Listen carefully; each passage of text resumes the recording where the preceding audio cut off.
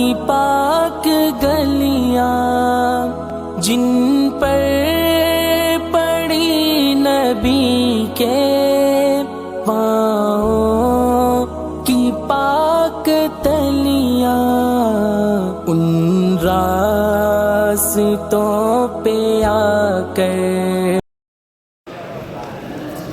السلام علیکم ورحمۃ اللہ وبرکاتہ۔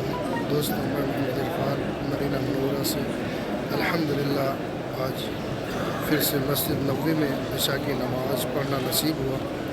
چلتے ہیں، آپ کو دکھاتے ہیں مسجد نبوی کا پیارا ویو۔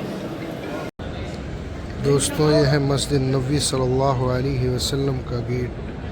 اس گیٹ کا نام ہے باب الرحمہ۔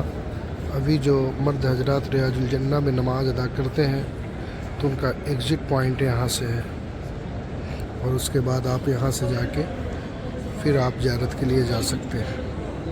اور یہ ماشاءاللہ آپ گیٹ دیکھ سکتے ہیں، یہ الہجرہ گیٹ ہے، روڈ نمبر 4۔ یہ ماشاءاللہ آپ دیکھ سکتے ہیں کتنا پیارا یہ مسجد نبوی کا گیٹ ہے، جس میں محمد صلی اللہ علیہ وسلم بچھ جائے پھول کلیاں جن پر زمانے بھر کے گزرے وہ تاج بر ہیں، لب پر ہے نعت ان کی جو سید البشر ہے، ماہ تمام ہے وہ اور اجمل قمر ہے۔ نماز پڑھیں گے، بچہ ادھر ادھر شان مصطفیٰ ہے، روزہ ہے جن کا جنت ہر دم برس رہی ہے۔ ماشاءاللہ مسجد نبوی میں عشاء کے اذان۔